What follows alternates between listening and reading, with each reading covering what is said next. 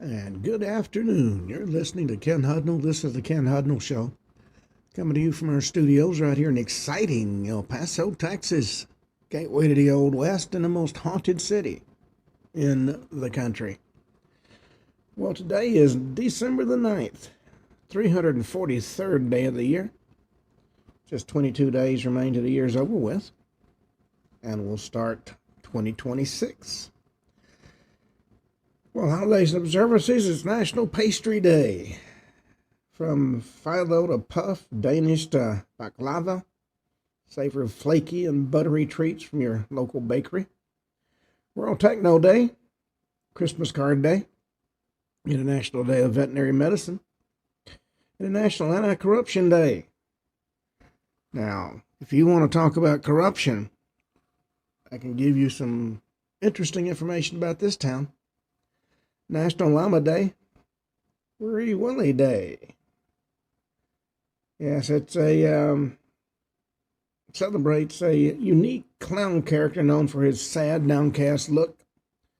Unlike the typical clowns who are cheerful and brightly dressed, Wee Willie is a somber, reflective expression that sets him apart.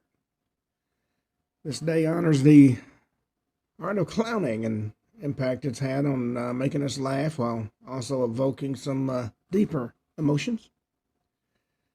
You want to talk about clowns? Go check out Congress.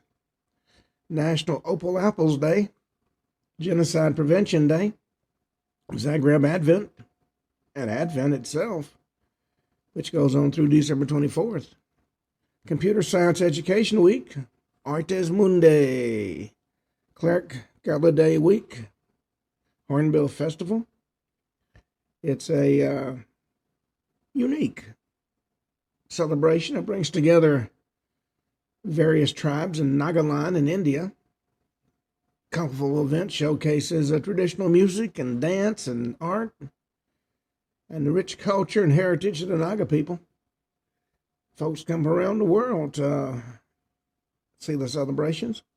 National Hand Washing Awareness Week and Blue Christmas. Famous people born on this date: Kirk Douglas, Felicity Huffman, and Donny Osmond. Well, on that note, let's see what stories we have in the news. The Turning Point chapter head rips a Christian school for banning political groups after the organization is forced underground.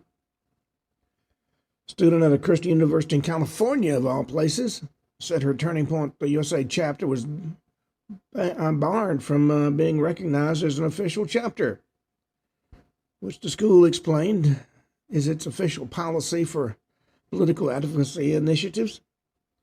Sadie Burnett's in her third year at Vanguard University. It's a small private school in Costa Mesa, California.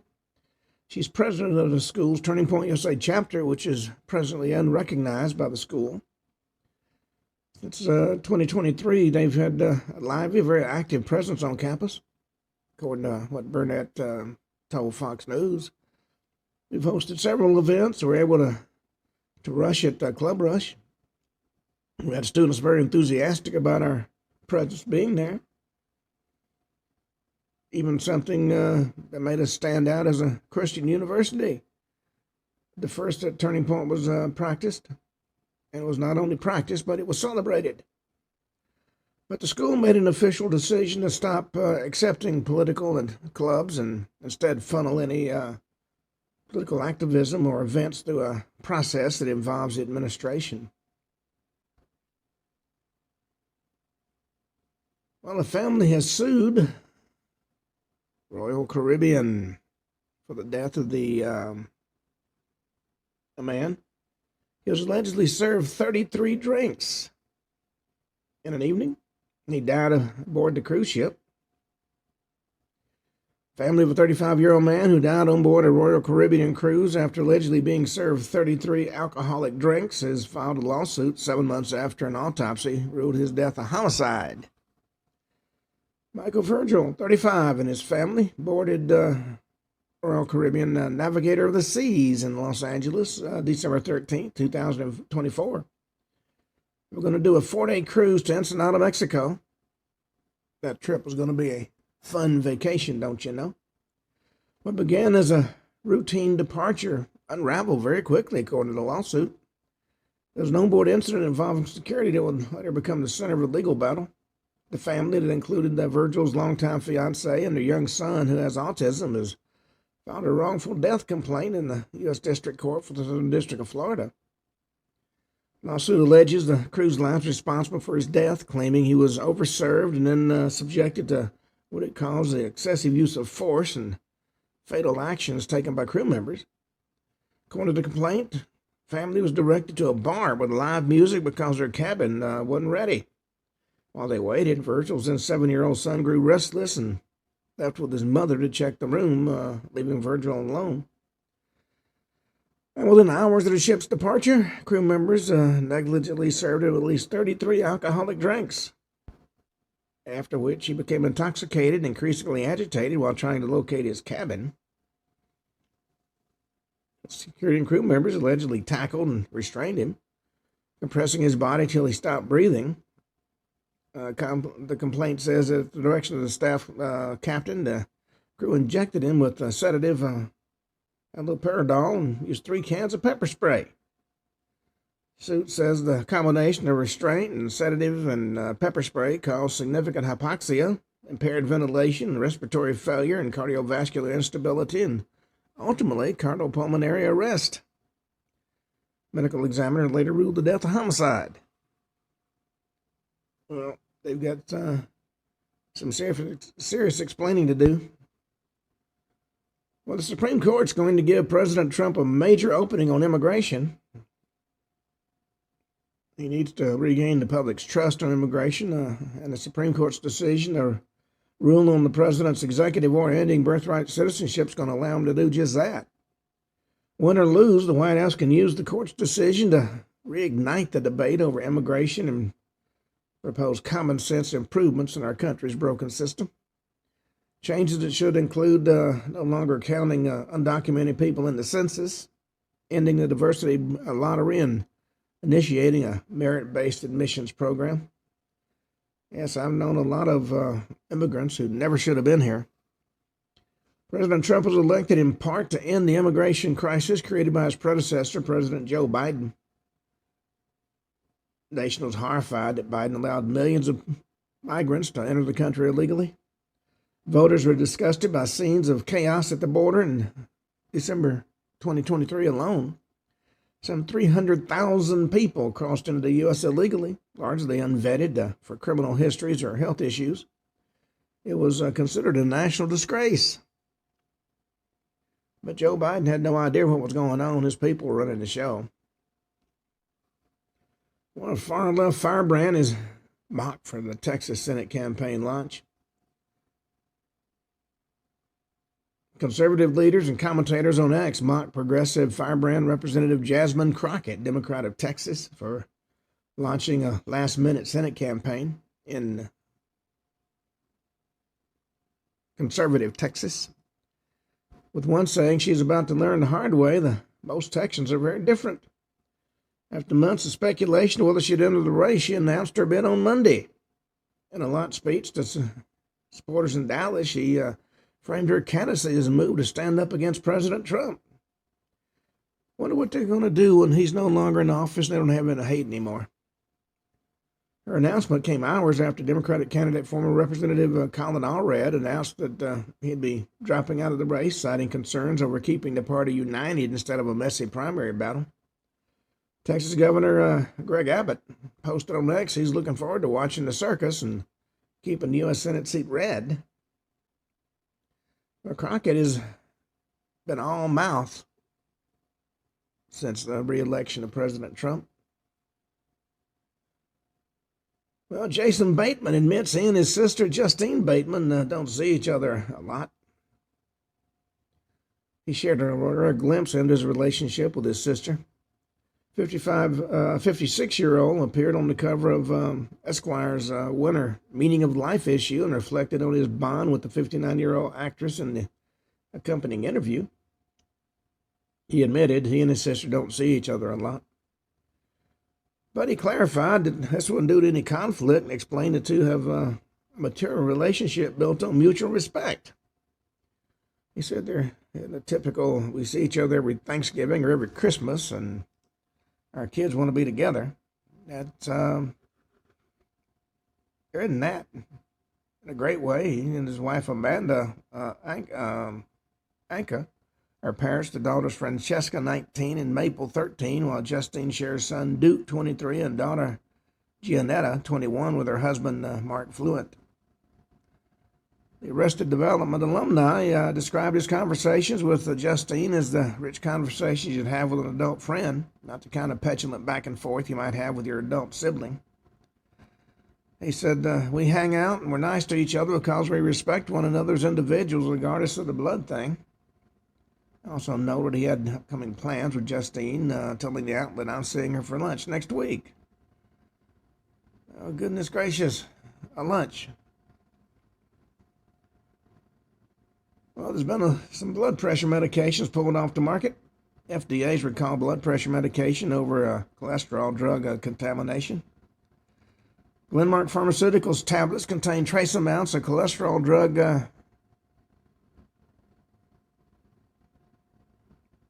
Zatinibi. Zatinibi. U.S. Food and Drug Administration issued a nationwide recall of thousands of bottles of blood pressure medication last week after discovering cross-contamination with another drug. Federal regulators issued the warning on December 1st for roughly 11,100 bottles of the common medication bisoprolol, fulminate, and hydrochlorothiazide, sold under the brand name Ziac, Z-I-A-C. So if you got some of that in your medicine cabinet, you need to do something about it. Well, Mila Kunis says her neighbors send complaints and all day long as the head of the HOA admits they have no gratitude. Mila Kunis just looking for one thing as the head of her homeowners association: appreciation. Hollywood star took to the leadership position in her 8-household neighborhood as she says she's been inundated with complaints and very little gratitude. All people do is complain, she said. All I get is complaints all day long. She made an appearance on the Today Show. She says nobody ever goes, you know what, thank you so much for anything ever. She even said she had to text a friend in the neighborhood asking him to reply to her email with a simple thank you as an example. She revealed she's head of the HOA doing an recent interview with the Wall Street Journal. She said, I don't know if this is a hobby, but I'm the head of the homeowners association in our neighborhood, she said. I take the complaints. If you got a complaint about somebody's trash, if you have a noise complaint, you complain to me. Well, be careful what you wish for. You just might get it. And she's certainly getting the complaints. Well, former Miss Slovakia says an Uber driver kicked her out on a busy intersection for being Jewish. A Toronto model was allegedly kicked out of her Uber ride after the driver learned that she was Jewish. News of the incident was first reported by the National Post, a Canadian English newspaper. Maria Matova, 33, told Fox News in an interview Monday she got into an Uber on Dundas Street in Toronto. November 30th was FaceTiming a friend, telling him about a recent mission trip she'd took to Israel. She said the female driver then abruptly slammed on the brakes, told her to get out of the car at a busy intersection. She said, I immediately ended my call and asked why they're stopping, and they told her that they feel uncomfortable with her in the car. So she asked why, because she didn't do anything wrong, and she got the answer, they don't drive Jewish people. An Uber spokesman told Fox News that the company had reached out to both parties as part of its review of the incident. She said, we're sorry for the experience that this rider reported. Discrimination has no place on our platform, and we take concerns like this very seriously. We've been in contact with both the rider and the driver to understand from each what had happened and take appropriate action. Former Miss Slovakian Canadian national said she and her friend, the friend who booked her Uber, filed detailed complaints with the company after the incident unfolded. Well, apparently there's discrimination in every country. Well, Senate Republicans have launched an investigation into Biden immigration programs after the D.C. National Guard shooting. Senate Republicans are teeing up an investigation into former President Biden's immigration parole programs, which they argue would allow the alleged D.C. National Guard shooter into the country. Senator John Cronin, a Republican of Texas, and Josh Hawley, Republican of Missouri, is set to lead a hearing looking into the Biden administration's parole decisions, policies, and decisions later this month. The announcement of the hearing, slated for December 16th, comes on the heels of the shooting of 2 National Guard members. U.S. Air Force Staff Sergeant Andrew Wolf, 24, who was wounded, and U.S. Army Specialist Sarah Beckstrom, 20, who was killed, allegedly by Ramanullah Lakhanwal, an Afghan man who entered the country under Biden's Operation Allies Welcome in 2021 after the disastrous extraction from Afghanistan. Well, Bruce Blakeman's announced his run for New York governor, setting up a GOP primary clash with Elise Stefanik. Nassau County Executive Bruce Blakeman announced on Fox and Friends he'd run for the Republican nomination for New York governor. He's garnered praise from President Trump, who's also commended Representative Elise Stefanik, Republican of New York, when she announced her intention to run for governor. It's a developing story that's going to continue to expand. Well, Charlie Kirk finished a final book 1 month before shooting. His widow revealed the transformation it brought. Turning Point USA CEO Erica Kirk opened up about her late husband's final book and the message he wanted people from all faiths to walk away with during a wide-ranging conversation on Hannity on Monday. She said he didn't just write this book, he lived it. An outspoken Christian who promoted civil discourse on college campuses across the country, Charlie Kirk was fiercely proud of his final book, according to the book's publisher, Winning Team Publishing. He finished what would be his final book, Stop in the Name of God, While Honoring the Sabbath, Transform Your Life. He finished it just 1 month before his assassination on September 10th. And his wife of 4 years explained why the late conservative activist and TPUSA founder urged his followers to honor the Sabbath. Well, finishing one book is quite an achievement. I'm in the process of finishing up my 93rd, which I'll have ready for publishing very shortly. It's about the inner workings of the Kennedy assassination.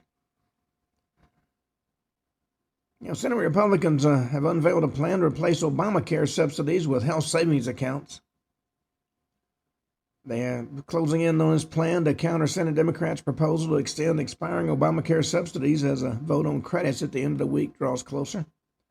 Senate Health, Education, Labor, and Pensions Chair Bill Cassidy, Republican of Louisiana, and Senate Finance Committee Chair Mike Crapo, Republican of Idaho, unveiled their proposal to tackle the Obamacare issue that would abandon the subsidies for health savings accounts.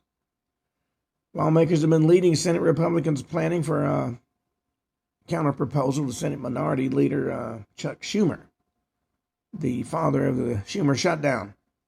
He was a Democrat in New York, and Senate Democrats' legislation that would extend the Biden-era subsidies for another 3 years.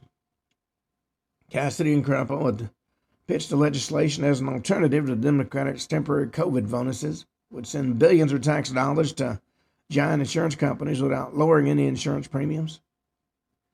The long-awaited proposal would funnel the subsidy money directly to health savings accounts rather than to insurance companies. The idea has a backing of President Trump, largely popular among Senate Republicans. Well, Erica Kirk has been very vocal about honoring the Sabbath. She's got a big following among folks involved in Turning Point USA. Marjorie Taylor Greene says she's going to vote no on proposed NDAA, the last foreign aid spending. She announced on Tuesday she intends to vote against the proposed fiscal year 2026 National Defense Authorization Act.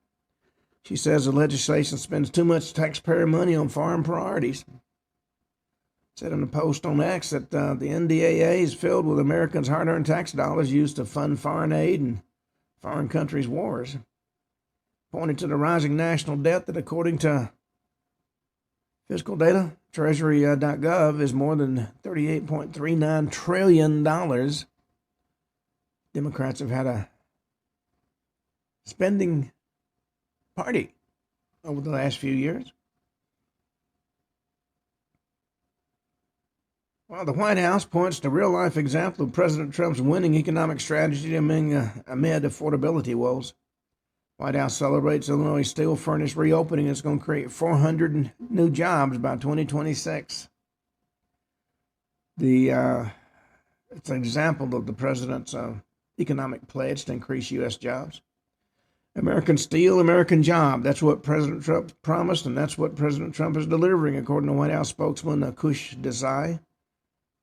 U.S. Steel's new plans to restart its Granite City blast furnace and hire 400 workers is the latest proof that President Trump's tariffs and tax cuts and deregulation are delivering for the American worker and safeguarding our national security.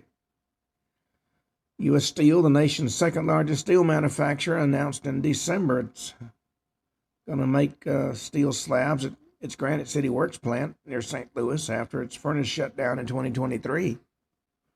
Furnace originally shut down over United Auto Workers strike that year, but now it's making a comeback. Well, the State Department has warned Americans to depart immediately as Al-Qaeda threatens to overrun another African nation.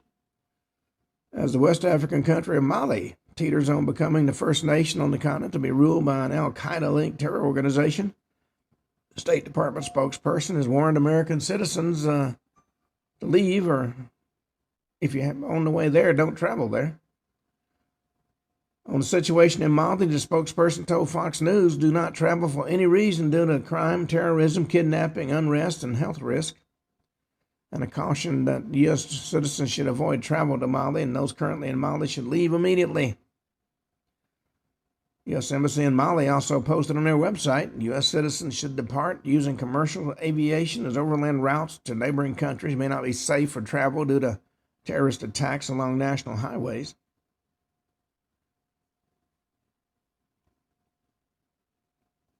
Well, Mamdani's continuing to upset folks. He has appointed a convicted armed robber to his public safety transition team. He's the mayor-elect of New York City, has chosen a formerly incarcerated rapper to serve as his City Hall transition team as he prepares to take office in New York City on January 1st. This controversial selection comes as Mamdani, who won November's election as a progressive on a progressive platform, is assembling his transition team. His appointment of my son Lennon, 49, was announced in a November 26 Instagram post from Until Freedom, a New York City-based social justice organization where he's a leader. He's featured in a social media post alongside Tamika Mallory and Angelo Pinto.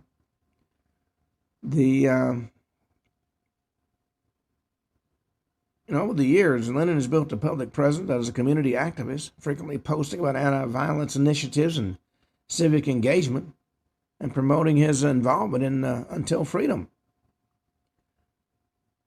Well, in 1999, a Bronx jury found him guilty on 2 armed robberies of taxi drivers, according to New York Daily News. And now he's going to be kind of the spokesperson for anti-violence. Well, melting mountain ice has revealed a rare 1,500-year-old hunting facility still smelling of reindeer.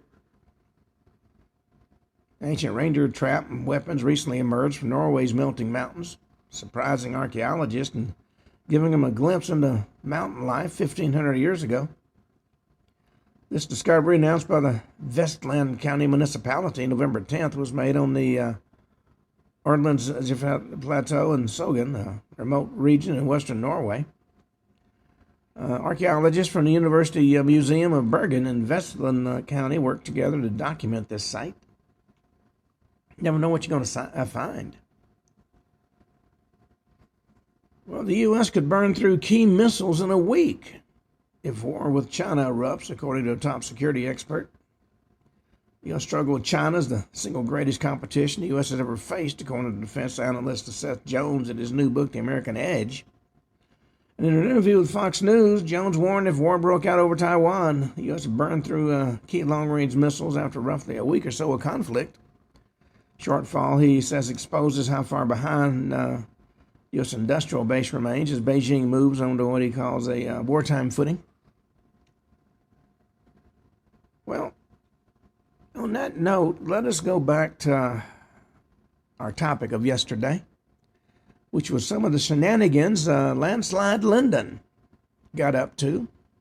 Lyndon Baines Johnson is the man that many people suspect may have been involved in the Kennedy assassination, not as a shooter, but as a planner and organizer. Yesterday we were talking about his hidden wealth. Republican National Chairman Dean Birch raised an interesting point when he remarked in mid-August of 1964 that Lyndon Baines Johnson had to be the greatest free enterpriser in the world to have amassed as much money while on the public payroll. Now, yes, he came up with millions, but Nancy Pelosi, during her time as in Congress, amassed over $400 million on a government salary. Mr. Birch had another point when he found it peculiar that the bulk of Johnson's fortune was made in areas subject to federal control. That reference, of course, was to Johnson's broadcasting interest, cornerstone of his towering fortune. And if Mr. Birch's comments sound partisan, especially since they were made in the course of an election campaign, well, you might look at the New York Times instead. That newspaper wrote on August 22nd, 1964, an editorial on the president's accounting. The only legitimate issue posed by the riches of political candidates is the way in which they've been acquired. On that particular score, the Johnson family audit raises more questions than it answers. It's very clear that a major part of the Johnson wealth, real and potential, stems from the family's ownership of a broadcasting corporation, operates under the regulatory authority of the Federal Communications Commission. This property bought by Mrs. Johnson when the president was in Congress has appreciated enormously in value as a result both of the growth of TV and of the regulatory decisions made by the FCC. Anybody who takes the trouble to study the origins and the mode of operations of the Texas Broadcasting Corporation, also known as the LBJ Company, two facts of importance stand out crystal clear. Number one, notwithstanding all that's been said to the contrary about Johnson himself and his toadies, the FCC did a lot of favors for LBJ, especially during the period when he was the most influential senator in Congress. And number two, Johnson swapped political influence in Washington on a massive scale for lucrative advertising over his radio and TV stations by business concerns and individuals. He didn't even hesitate to exert massive pressure to compel people to favor Lady Bird's business with advertising. This one specific case, related in detail and under oath by Don Reynolds, shows. The New York Herald Tribune noted on August 2nd, 1964, in an editorial on the Johnson money that the Texas Broadcasting Corporation is the major source of Johnson wealth, which an initial investment of $24,850 has grown into a multi-million-dollar holding, and much of its growth, which has been aided repeatedly by favorable Federal Communications Commission rulings, took place under while Mr. Johnson was a member of the Senate Commerce Committee, which has jurisdiction over the affairs of the FCC. And according to the newspaper, this was the key to the whole situation, or one of them anyway. The FCC, like any other government agencies, is sensitive to pressure exerted by leading members of Congress. If you resist such pressure, it'd be tantamount to inviting retaliation from the congressional committee that has jurisdiction over the commission. And Johnson wasn't just a member of that Senate Commerce Committee, but its most influential member. Just as he was the most influential member, or rather the chairman of the Senate's Aeronautical and Space Committee, which has a large say in the allocation of highly profitable government contracts in the aerospace field, At a time, one of the biggest contractors in that field, North American Aviation, showered advertising on the Texas Broadcasting Corporation and put $100,000 cash into Johnson's presidential campaign. Well, the Herald Tribune also noted that much of it, the growth of the Texas Broadcasting Corporation, resulted directly from the Johnson station's unusual FCC-protected television monopoly in Austin. Broadcasting holdings were retained while he was majority leader and then vice president, even when he became president with powers to appoint FCC commissioners. They weren't disposed of, not only put temporarily into a trust under the supervision of a longtime Johnson business associate. So why would the FCC go out of its way to protect the unusual television monopoly of the Johnson family in Austin, contrary to its very purpose as a government agency? Well, according to Life magazine, in an article entitled How LBJ's Family Amassed Its Fortune, they gave what you might refer to as a cautiously worded answer. It said the FCC leans into a defensive attitude concerning its treatment of the Johnson's radio TV interest and insists that the president, either as representative or a senator, has never tried to affect agency rulings. There's no evidence that he interviewed or intervened by word or deed. Always that same hackneyed phrase, there's no evidence, as though it wasn't easy for a powerful politician to erase all traces of his malfeasance.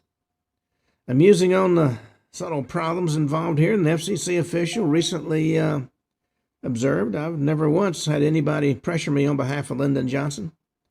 Pressure there is an obvious one, although it simply stems from the position occupied, particularly when you have a company named the LBJ Company. I guess you would have to think that was very subtle indeed. Two circumstantial with sharply conflicting versions exist concerning the creation of the Texas Broadcasting Corporation.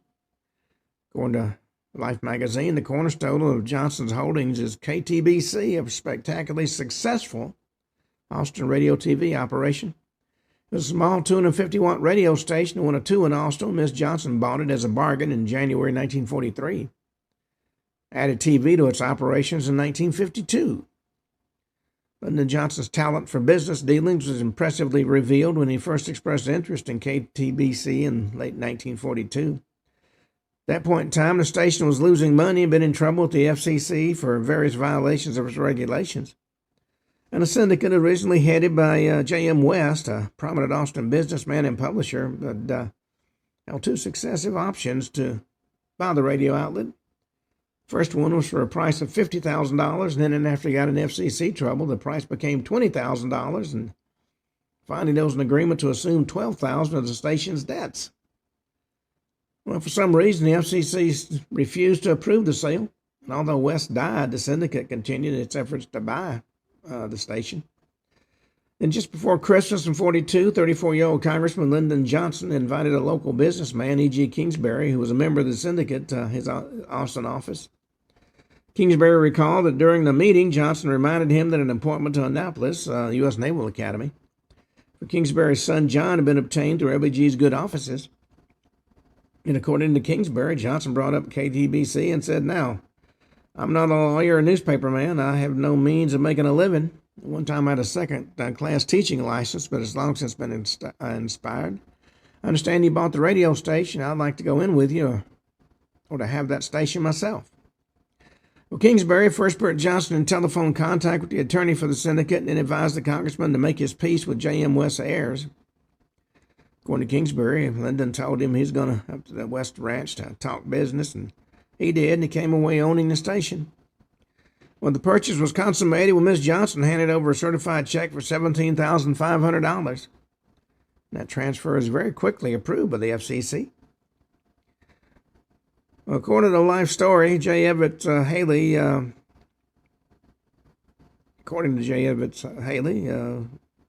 who wrote the book Texan Looks at Lyndon, gave an entirely different account of the operation, and it's probably closer to the truth because Haley was close to the scene and was even personally involved in some of the dealings. Well, according to the chapter he wrote called Lady Bird's Business, first of Johnson's early wealthy ventures, which likewise illustrated his business ethics, methods, and politics, is the LBJ Company, name of which has just been changed for obvious political purposes back to its original title, the Texas Broadcasting Company. Its lucrative base is the Johnson politically has maybe financially dominated capital city of Texas, where his monopoly of television has long rankled the citizens of Austin. And the truth is an interesting contrast to the picture so carefully contrived in the public mind. And for years, this enterprise has been representative as the product of inherited wealth and the rare business ability of Ms. Johnson. Granted, her sharp and practical business mind and the iron beneath the velvet glove too hardly expresses with the major squares with the major recorded facts. Ms. Johnson acquired his original holdings in Austin through one of the foulest political deals on record, and it was done upon one of the greatest Texans. The author then goes on to demolish the well-worn fabrication that the president's wealth is founded on his wife's inheritance, drawing on the probate records, deed records, and district court, as well as the county court records of Harrison County, Marshall, Texas. Haley shows that the inherited wealth of Claudia Alta Taylor, who Lyndon Johnson married November 17, 1931, is actually a myth. On the 6th of November, 1936, according to Haley, Claudia Alta was joined by her husband, Lyndon Johnson, in acknowledging receipt of $21,000 in notes from her father, T.J. Taylor, to be paid off at $7,000 annually. That payoff began November 6, 1937, as settlement in full of her interest in her mother's estate. So her inherited wealth from her mother's estate, as repeatedly mentioned in the press, consisted of a total of $21,000, and it wasn't in money, it was in notes. At this point, Haley presents an interesting sidelight on the way Johnson's first election campaign was financed. In 1937, LBJ made a successful race for Congress, according to one of his intimate biographers, on $10,000 loaned by his wife out of her inheritance. Though by the official record, she hadn't yet been paid a penny from her mother's estate. Not his wife, but Brown and Root of Austin, a wealthy firm of building contractors, financed Johnson's 1937 election campaign, and they in turn were richly rewarded with government contracts. Well, a little further on in his book, Haley said he happened to know firsthand its KTBC's history and the sequence of events it led by which it fell as a luscious financial plum into Lady Bird Johnson's lap. According to the history as related by Mr. Haley, January 9, 1939, after 3 years of effort on East Texas graduate of Yale, Dr. James Omer, associated with others as the Texas Broadcasting Company, was granted a permit by the FCC to build and operate station KTBC in Austin, Texas.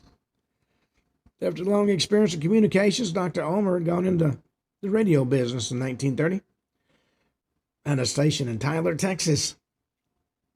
Through the years, he obtained additional permits and with local associates spread his operations to include stations in at least half a dozen other Texas towns and cities before he acquired the Austin permit. Then J.M. West Sr., the rugged son of an East Texas tenant farmer who had fought his way to the top from a hand in a lumber mill to become one of the richest men in Texas, heard of the Austin permit, called in his general ranch manager, the author of this study, Mr. Haley, whom he used in various capacities, and sent him to Austin to see Dr. Omer, to investigate the station's potentialities, to learn what Dr. Omer would sell, and if so, what price would he ask? Well, in August of 1939, Haley went to Austin on behalf of Mr. West for talks with Dr. Omer. The latter agreed in principle to sell the station, subject, of course, to the approval of the FCC as is required by law. The asking price was $150,000, which in 1939 was quite a fortune. After Haley reported back to his employer, the latter met with Dr. Omer late in August at Houston, and after some hard bargaining, a price of $125,000 was agreed upon. Option contract was drawn up to be signed September 1st, 1939. Well, as Dr. Omer's bad luck would have it, on that same day, war broke out in Europe and the West. Afraid of wartime controls, informed Omer the deal was off. Omer countered with a drastic cut in his price. He offered to take $87,500 with $2,500 in cash to bind the bargain and the balance upon approval of transfer by the FCC. Of course, West agreed and the contract was signed that same day. Well, there was one obstacle that had to be overcome. Somehow the approval of the commission was not forthcoming. And on this point, and practically on this point alone, the divergent accounts in Life magazine and the Haley book seemed to agree. Neither side wanted to explain who offered opposition to the deal in Washington or why or how. Meanwhile, J.M. West had been laying ambitious plans for the building of a far-flung communications empire. Again, he used Haley's services to negotiate the purchase of a struggling little newspaper in circulation at his archaic plant in Austin. Then he built a 6-story structure next to the Texas Capitol, equipped it with modern press, and launched the Austin Tribune. Mr. West got again in touch with Dr. Ulmer and made him an offer to buy from him all his radio interests for $750,000. Same time retaining him as a general manager, but only after the sale of the Austin station had been approved by the FCC. Well, unfortunately, that approval still hadn't been forthcoming. So the matter dragged on until February 7th, 1940. When Dr. Ulmer was driving from Austin to Houston, was astounded and appalled to hear news on his car radio the commission had just revoked the license of every station in which he was interested. Well, from Huntsville, he called West at his offices on the 20th floor of the Sterling Building in Houston to discuss his sudden and startling turn of his affairs. Well, West had already heard the news, and the FCC was alleging violations of various administrative rulings, and the chief complaint being that of hidden ownership. Well, Haley didn't contest that there was outside ownership, the Dr. Ulmer and the Austin station, but he said this was well known. He listed an impressive number of personalities who had acquired an interest in the station. The foremost among them was Robert Anderson, the state tax commissioner, later director of the vast Wagoner estate, one of the biggest in Texas, and still later a prominent cabinet member under President Eisenhower. Mr. Anderson, it appears, was the president of the company that owned the KDBC. And while all that was being investigated by the FCC, Ulmer was permitted to continue operating his stations. What with new wartime controls now being imposed and the strain of the FCC hearings with attendant unfavorable publicity, Dr. Ulmer's affairs went from bad to worse and found himself eventually in desperate financial straits. In desperation, Ulmer turned to a source of influence, Lyndon Johnson's old campaign manager and close friend, Austin attorney Senator Alvin Wirtz. They went to the Driscoll Hotel for dinner, where they ate leisurely, talking long and late. Dr. Ulmer laid his legal and business problems before Wirtz in professional detail, especially in regard to KDBC and the contract for its sale to Johnson. And he told Senator Wirtz he wanted to retain him in his efforts to get FCC approval for the sale. Well, at this point, Haley lets his deep-rooted conservatism get the upper hand over his detachment as a historian. He claims that all of Ulmer's difficulties stem from the Roosevelt administration's dislike of such rugged characters as J.M. West, and powers in Washington were determined not to let the affluent conservative Texan build the communications empire of his dreams. In his political battle, according to Haley, Dr. Ulmer just happened to be the unlucky pawn in the middle.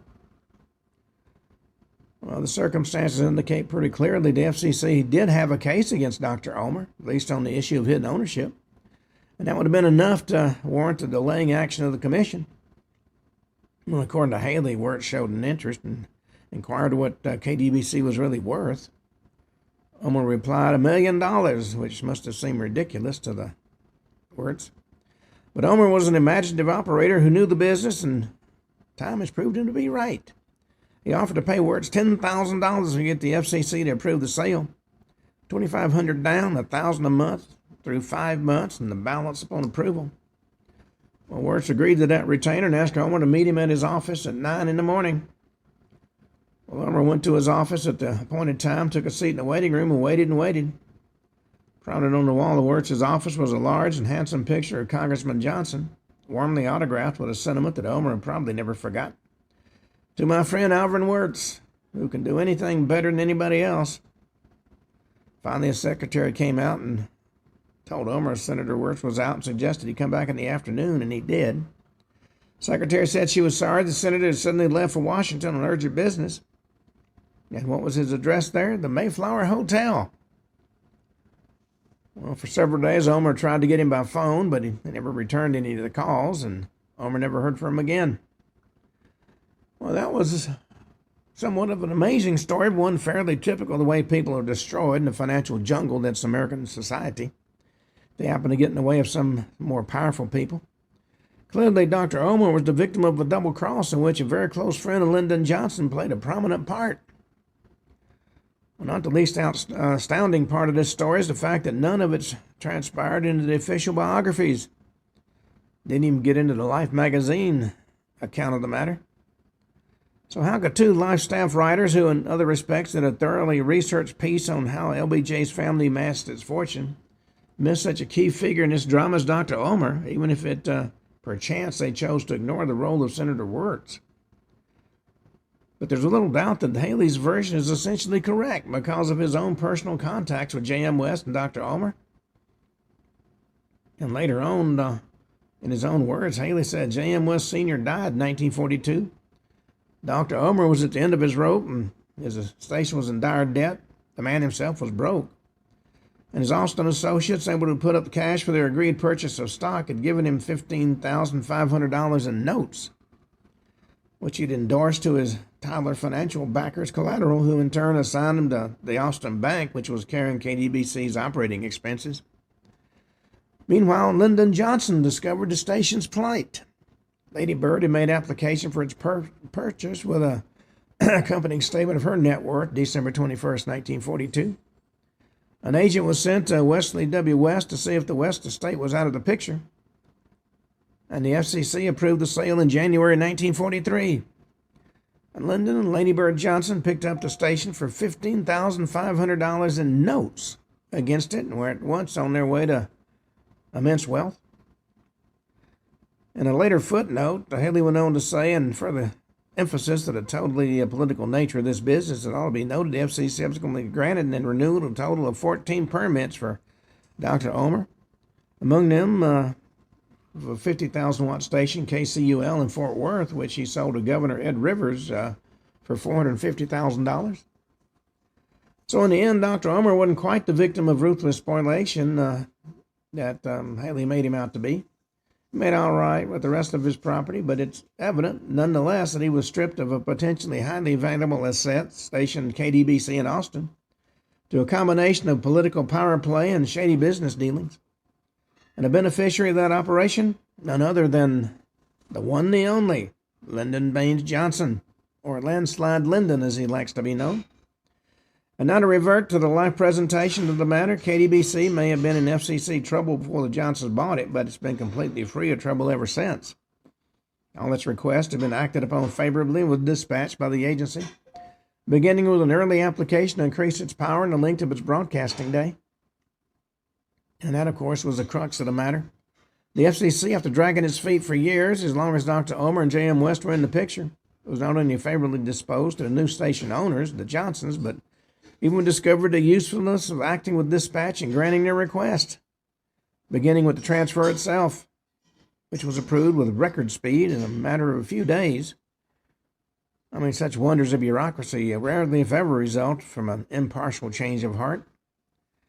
And in this particular case, you can't have the slightest doubt the FCC's dramatic change of heart and its speed was prompted by the fact that Congressman Johnson had what it takes to get ahead in Washington, pulled in the right places.